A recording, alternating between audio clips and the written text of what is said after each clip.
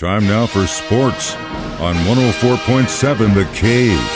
Here's Ned Reynolds.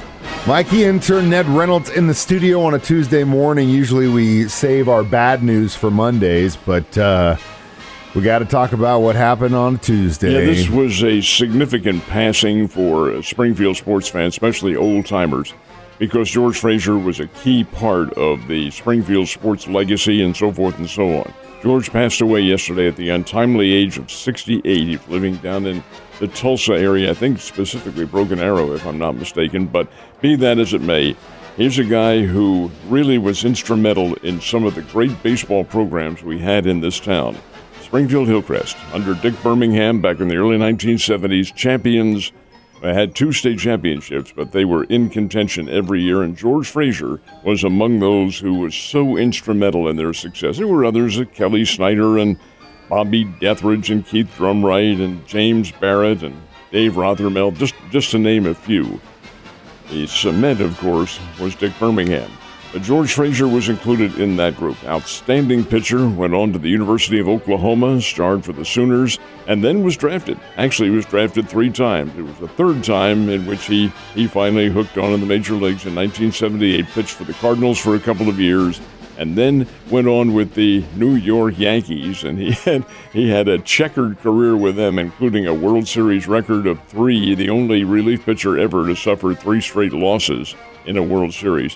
But he handled it with great aplomb. George is a great guy, wonderful personality, terrific interview, and an individual who lent himself to the public, and he did so every time he was back here. I haven't seen George or hadn't seen him in several years, but a terrific individual. So after his career was over, he ended up with the world champion Minnesota Twins in 1987, and I can remember fully well being down on the field doing interviews, and I had arranged with him for our which would be 6:20 p.m., I should say, our hit from the World Series, and it was game number 3.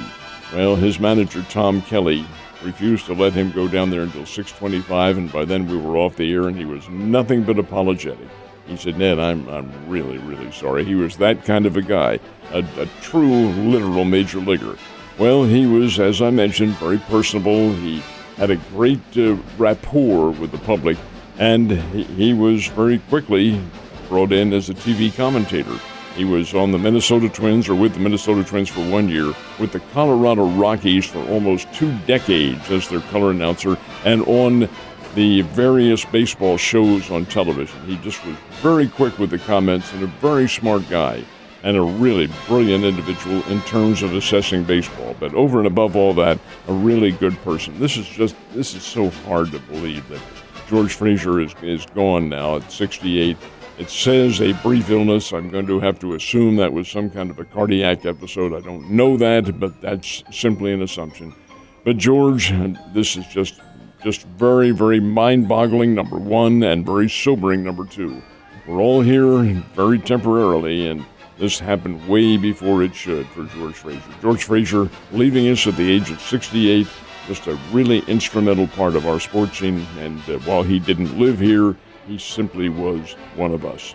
And you say that phrase, one of us, and that was something I was going to talk about, is that we are really rich when it comes to the sports scene here in this area, but it's really close-knit, and it's like a family. So, yeah, sorry about your loss. He was with the Yankees and the Chicago Cubs. He's just around Major League Baseball for 10, a little bit better than a decade, but he didn't forget his roots. And his family, many of whom are still here,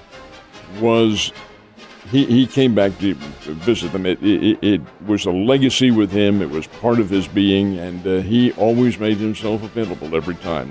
He's just a good guy. Well, you know what? It's another lesson I try to teach my kids, or at least my older one. My youngest one probably doesn't understand it, but that is we're in the whole zone of getting a summer job right now, and I'm trying to explain to him, look, jobs are just an exchange for your time for money, and your time is the most valuable thing you have because you don't know how much you have, and you can't get it back. I tell you what, Cardinals might not be having the greatest season they've had in a long time, but I will tell you this, Jordan Walker is having, so far, a pretty damn good season. Better not touch him. He's a real burgeoning talent, and he can do an awful lot. Not just hit.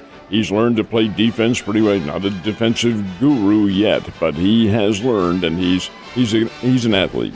and he's a good guy. He was a good guy down here with the Springfield Cardinals, and he'll continue to be a good person. That's who you want to see succeed. Well, the Cardinals have made it 3 straight now. They were behind 5-0 to the Washington Nationals, but the Nationals are not a very good baseball team, folks, and they don't have a lot of good component parts. Cardinals quickly erased that deficit and won by a score of 8-6. I think that's how the Cardinals, if they get back to winning on a regular basis, that's how they're going to have to do it, with big scores, because their pitching can't stop anybody. Brendan Donovan had a 3-run homer in a 4-run fourth inning, and the Cardinals hold on to win by a score of 8-6. 3 games now, 3 in a row, 3 wins. They are now 13 games below the 500 mark. Hey, it's still achievable, and the playoffs are still achievable. This is the National League Central Division. If the Cardinals were in the National League East, they'd be buried. They'd be 20 games out of first place right now. And if they were in the West, they'd be 18 to 20 games out. But in the Central Division, they're only 7 games out. Hey, anything can happen. Now, there are many teams in front of them, but I wouldn't sell them short. Cardinals get a win, play the Washington Nationals again tonight, and then tomorrow afternoon, and then head to merry old London town to play the Chicago Cubs.